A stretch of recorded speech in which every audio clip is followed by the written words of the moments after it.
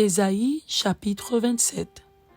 En ce jour, l'Éternel frappera de sa dure, grande et forte épée le Léviathan, serpent fuyard, le Léviathan, serpent tortueux, et il tuera le monstre qui est dans la mer. La restauration d'Israël. En ce jour-là, chantez un cantique sur la vigne. Moi, l'Éternel, j'en suis le gardien. Je l'arrose à chaque instant, de peur qu'on ne l'attaque. Nuit et jour, je la garde. Il n'y a point en moi de colère. Mais si je trouve à combattre des ronces et des épines, je marcherai contre elles, je les consumerai toutes ensemble. À moins qu'on ne me prenne pour refuge, qu'on ne fasse la paix avec moi, qu'on ne fasse la paix avec moi. Dans les temps à venir, Jacob prendra racine, Israël poussera des fleurs et des rejetons, et il remplira le monde de ses fruits. L'Éternel l'a-t-il frappé comme il a frappé ceux qui le frappaient? L'a-t-il tué comme il a tué ceux qui le tuaient?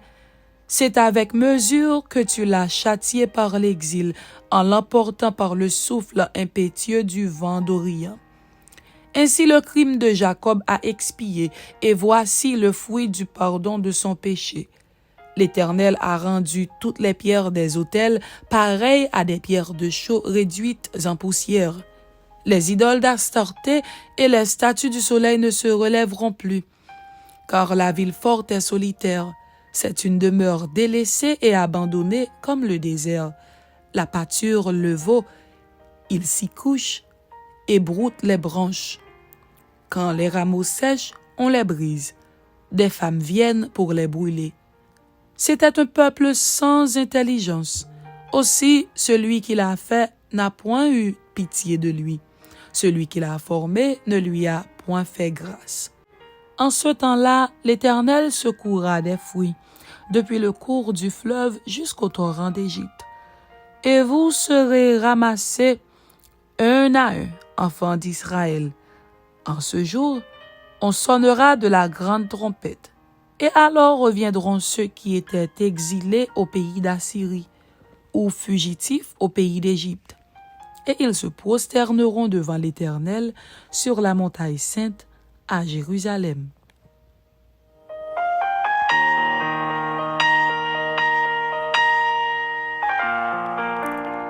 Ésaïe chapitre 28. Prophétie contre Éphraïm. Malheur à la couronne superbe des ivrognes d'Éphraïm, à la fleur fanée qui fait l'éclat de sa parure, sur la cime de la fertile vallée de ceux qui s'enivrent. Voici venir de la part du Seigneur un homme fort et puissant, comme un orage de grêle, un ouragan destructeur, comme une tempête qui précipite des torrents d'eau. Il la fait tomber en terre avec violence. Elle sera foulée aux pieds. La couronne superbe des ivrognes d'Éphraïm et la fleur fanée qui fait l'éclat de sa parure sur la cime de la fertile vallée sera comme une figue hâtive qu'on aperçoit avant la récolte et qui, à peine dans la main, est aussitôt avalée. Menaces et exhortations à Juda. En ce jour, l'Éternel des armées sera une couronne éclatante et une parure magnifique pour le reste de son peuple. Un esprit de justice pour celui qui est assis au siège de la justice et une force pour ceux qui repoussent l'ennemi jusqu'à ses portes. Mais eux aussi, ils chancellent dans le vin, et les boissons fortes leur donnent des vertiges. Sacrificateurs et prophètes chancellent dans les boissons fortes, ils sont absorbés par le vin. Ils ont des vertiges à cause des boissons fortes. Ils chancellent en prophétisant. Ils vacillent en rendant la justice. Toutes les tables sont pleines de vomissements, d'ordures. Il n'y a plus de place. À qui veut-on enseigner la sagesse? À qui veut-on donner des leçons? Est-ce à des enfants qui viennent d'être sevrés, qui viennent de quitter la mamelle? Car c'est précepte sur précepte, précepte sur précepte, règle sur règle, règle sur règle, un peu ici, un peu là. Eh bien, c'est par des hommes aux lèvres balbutiantes et au langage barbare que l'Éternel parlera à ce peuple. Il lui disait, « Voici le repos. Laissez reposer celui qui est fatigué. Voici le lieu du repos. » Mais ils n'ont point voulu écouter.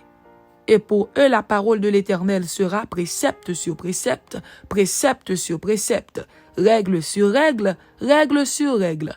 Un peu ici, un peu là, afin qu'en marchant, ils tombent à la renverse et se brisent, afin qu'ils soient enlacés et pris. Écoutez donc la parole de l'Éternel, moqueurs, vous qui dominez sur ce peuple de Jérusalem.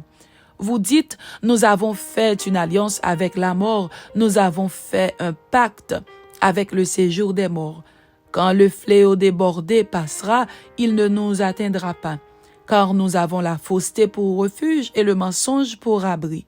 C'est pourquoi ainsi parle le Seigneur l'Éternel. Voici, j'ai mis pour fondement en Sion une pierre éprouvée, une pierre angulaire de prix solidement posée. Celui qui la prendra pour appui n'aura point hâte de fuir. Je ferai de la droiture une règle et de la justice un niveau. Et la grêle emportera le refuge de la fausseté, et les eaux inonderont l'abri du mensonge. Votre alliance avec la mort sera détruite. Votre pacte avec le séjour des morts ne subsistera pas. Quand le fléau débordé passera, vous serez par lui foulés aux pieds. Chaque fois qu'il passera, il vous saisira, car il passera tous les matins, le jour et la nuit, et son bruit seul donnera l'épouvante.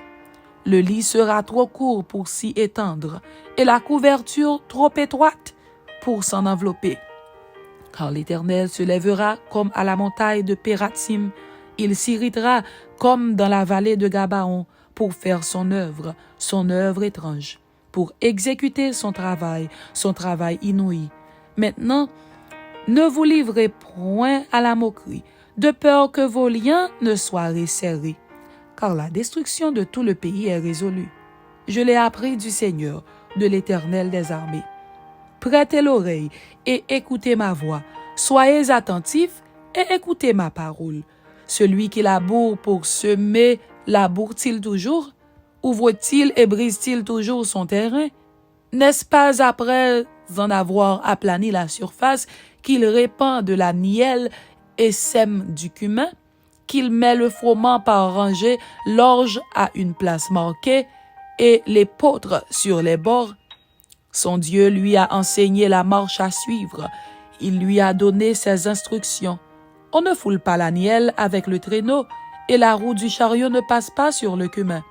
Mais on bat la nielle avec le bâton et le cumin avec la verge. On bat le blé, mais on ne bat pas toujours. On y pousse la roue du chariot et les chevaux, mais on ne l'écrase pas. Cela aussi vient de l'Éternel des armées. Admirable est son conseil, et grande est sa sagesse. Amen. C'était Ésaïe chapitre 27 et Ésaïe chapitre 28. Que Dieu vous bénisse. Amen.